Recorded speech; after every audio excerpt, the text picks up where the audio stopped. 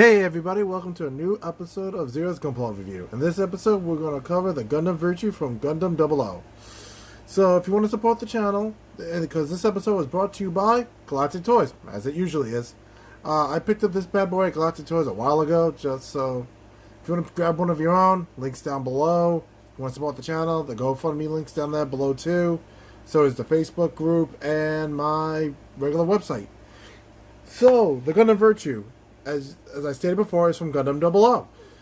This is not my favorite from the franchise. That would be the Ixia and the Gundam 00. But this isn't a bad Gundam in its own right. And it is the first form of this entire line. This then becomes the Cerevi Gundam, and eventually in the movie comes the Raphael. I will eventually get to those Gundams, and by that I mean get them. But let's get into the review and talk about this bulky Gundam. So here we have the Virtue Gundam with everything that comes with. It's GN Bazooka, or Cannon I believe it's called. The controllers for both hands, and to attach to here. The beams for the beam saber, which I'll show you where they are in the moment. And the worst thing about this thing, this bulky as sin freaking pile of stickers. Like, I only use, as you can see, the bottom parts, and that's for the tiny GN vents on the chest. I think that's about it. Oh, in the arms, and of course the cameras and the eyes. But other than that, I left all the other stickers off because I couldn't. This is way too color inaccurate. And the reason why this is such a very stocky Gundam compared to, for instance, say like the G Bouncer or even the Ixia, is because in canon, in the lore of the show, he should be able to take off all this armor and become the Nadia. But that's only available for like the Master Grade, which recently dropped. So this bad boy cannot transform. So you are given a very stocky and very thick Gundam.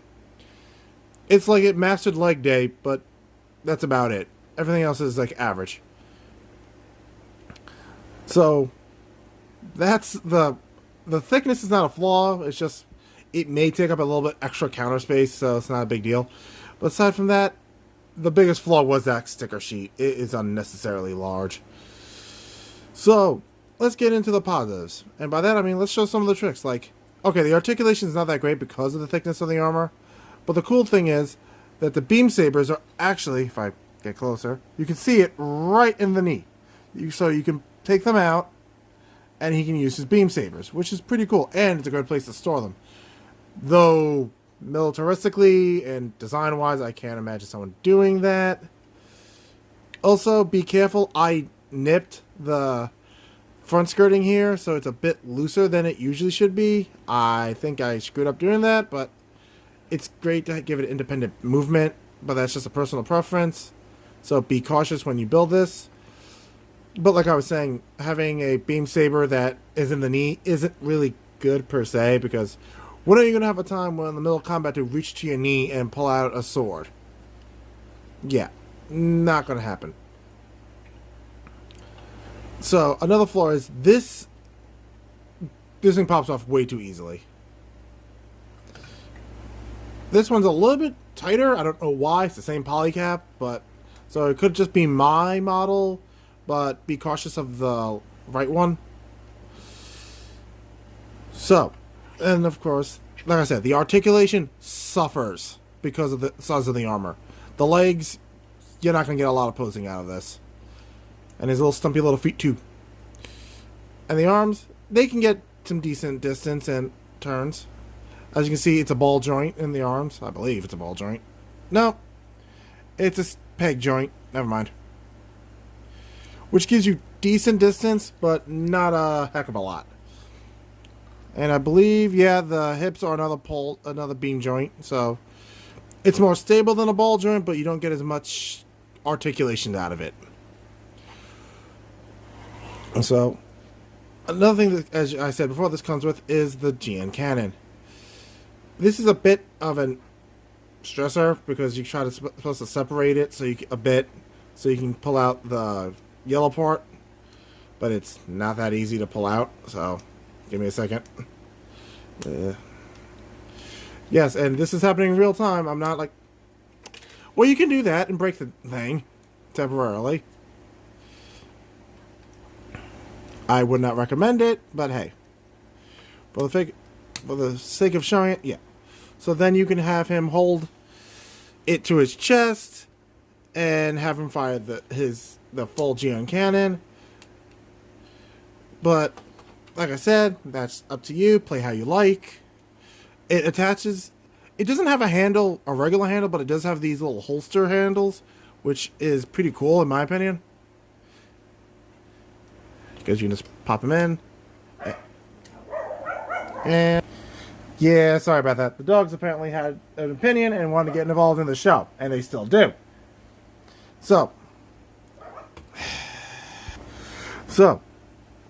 now we go from, well, I talked about the beam sabers and the gun, and these are pretty cool because they can pop off, as they should, but not that easily, and can be held in the hand.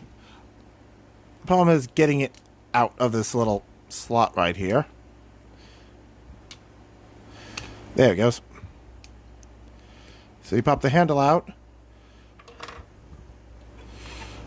Also, he only has these two hands, so only has the holding hand, so you're not going to get any dramatic hands out of this, so kind of sucks, but hey, you make do what you got, you know?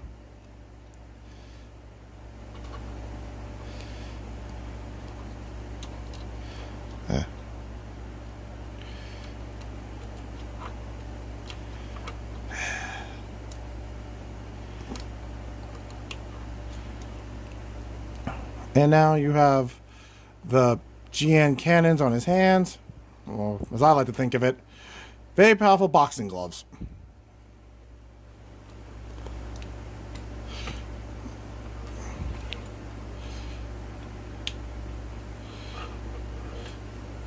Looks pretty cool. Not perfect, but hey. The only way you're going to get a perfect version of this is if you probably get the master grade.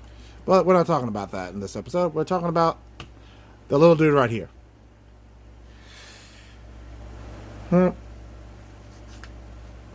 Now, I guess we can close out the review because there's not really much left to talk about. It's a solid little guy. Heavier. It's pretty heavy compared to the others of the 00 line, is the ones I have at least. And yes, I'll get to those eventually. Also, I forgot to mention the GN field generators on its legs. Ooh, almost did that. But much like everything else, this is not easy to pop open. But yes, these pop out a little bit to reveal the GN field on it. So that's an interesting take. So let's wrap up this review.